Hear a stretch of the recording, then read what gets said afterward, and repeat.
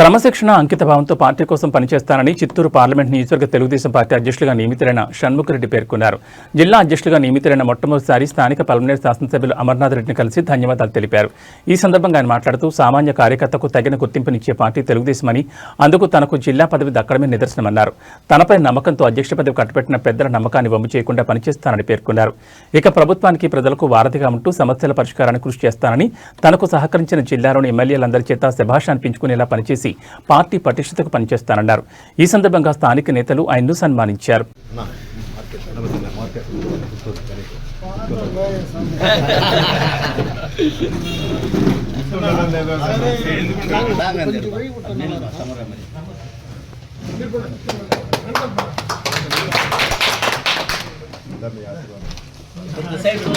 Side అందరూ పడేటట్టు చిన్న ఉండు చిన్న ఫోటో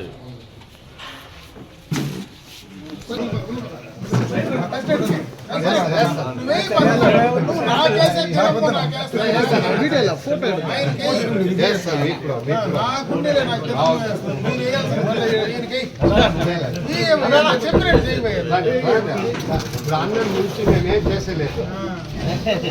ఏదో ఎట్లా చెప్తే అట్లా ముద్రించినాడు అభిమాని. అదే తెలుసు.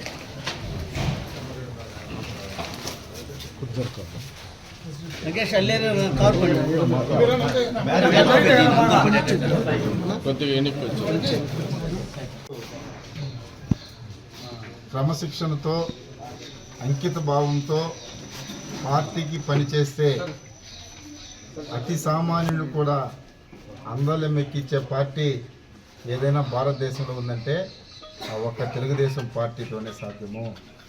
దానికి ప్రత్యక్ష సాక్ష్యం ఈరోజు ఒక వన్యకుల క్షత్రియ సామాజిక వర్గానికి చెందిన అతి సామాన్యమైన వ్యక్తిని చిత్తూరు పార్లమెంట్లో అందరు ఎమ్మెల్యేల సహకారంతో ఈరోజు నన్ను పార్టీ అధ్యక్షులుగా చేసినందుకు గాను ఇక్కడ ఉన్నటువంటి మన ప్రియతమ నాయకులు మాజీ మంత్రివర్యులు అమరన్న గారికి ప్రత్యేకంగా ధన్యవాదాలు తెలియజేస్తున్నాను. పాదయాత్రలో నా ప్రస్తావన కూడా కుప్పంలో కాకుండా ఇక్కడే బైరెడ్డిపల్లిలో ప్రారంభించాను. ఆ బైరెడ్డిపల్లిలో ప్రారంభించిన దానికే ఈరోజు ఇక్కడ నుంచే నాకు పునాది పడింది ఈ పదవి రావడానికి కూడా ప్రత్యేకంగా ధన్యవాదాలు తెలియజేసుకుంటున్నా. నేను కానీ ఈ పార్టీ నాకు ఇచ్చినటువంటి ఇది పదవి కాదు, నాకు ఒక బాధ్యత. నా శక్తి మేర నేను పనిచేస్తూ ప్రజలకి ప్రభుత్వానికి మధ్య వారధిగా ఉంటూ పార్టీని కొంచెం ముందుకు తీసుకెళ్ళడానికి తన వంతు సహాయం చేస్తూ ఎమ్మెల్యే గారి యొక్క మాటని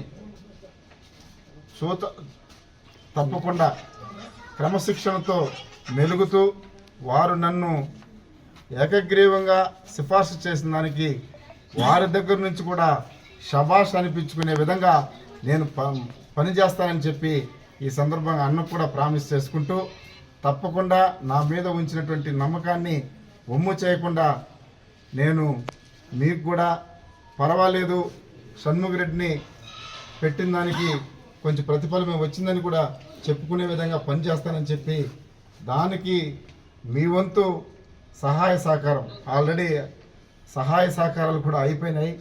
ఎందుకంటే ఇక మీదట మేము పనిచేయడమే బాధ్యత. కాబట్టి జరగబోయే ప్రమాణ స్వీకారానికి అన్నగారి సమక్షంలోనే నేను కూడా ప్రమాణ స్వీకారం చేయాలని కోరికుంది. తప్పకుండా ఏ పనినైనా ఉన్నా కొన్ని తప్పకుండా మీ ఆధీనంలో మీ యొక్క పర్యవేక్షణలో నేను ప్రమాణ స్వీకారం చేస్తే నాకు ఒక గౌరవం దక్కుతుందని చెప్పి మీ అందరి ముందు కూడా అన్నకు కూడా నేను విజ్ఞప్తి చేస్తున్నా. తప్పకుండా రావాలని కోరుకుంటున్నా.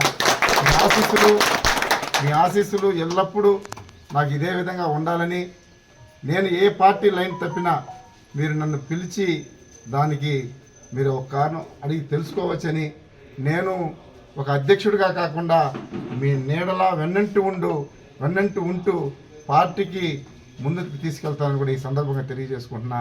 జై హింద్, జై తెలుగుదేశం.